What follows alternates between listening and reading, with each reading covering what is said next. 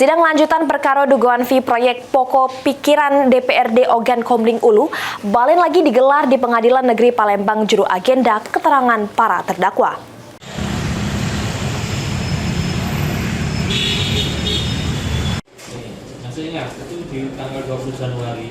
Sidang lanjutan perkara dugaan fee proyek pokok pikiran DPRD Ogan Komering Ulu balik lagi digelar di Pengadilan Negeri Palembang juru agenda keterangan para terdakwa.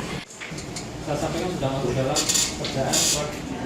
terdakwa juru perkara ini yakni Kadis PUPR Oku Nopriansyah bersama 3 anggota DPRD Oku, Ferlan Juliansyah, M. Fahrudin Samo Umi Hartati. Saya akan persilahkan Umi Hartati bagiannya sesuai porsi yang sepakati oleh tengah anggota DPRD.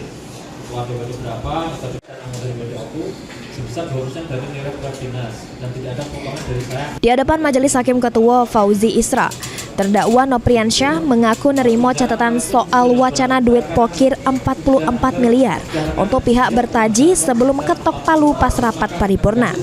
Iya Pak. Nah kan ini untuk baru bertaji semua Pak.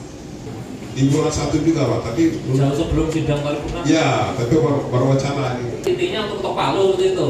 Iya. Itu diadakan untuk ketok palu. Mereka ini dapat pokirnya untuk kalau nanti ketok palu. Keempat terdakwa sebelumnya didakwa terlibat jeru praktek suap terkait fee proyek pengadaan barang dan jasa di Dinas PUPR Oku tahun 2024-2025. Heru Wahyudi, PAL TV.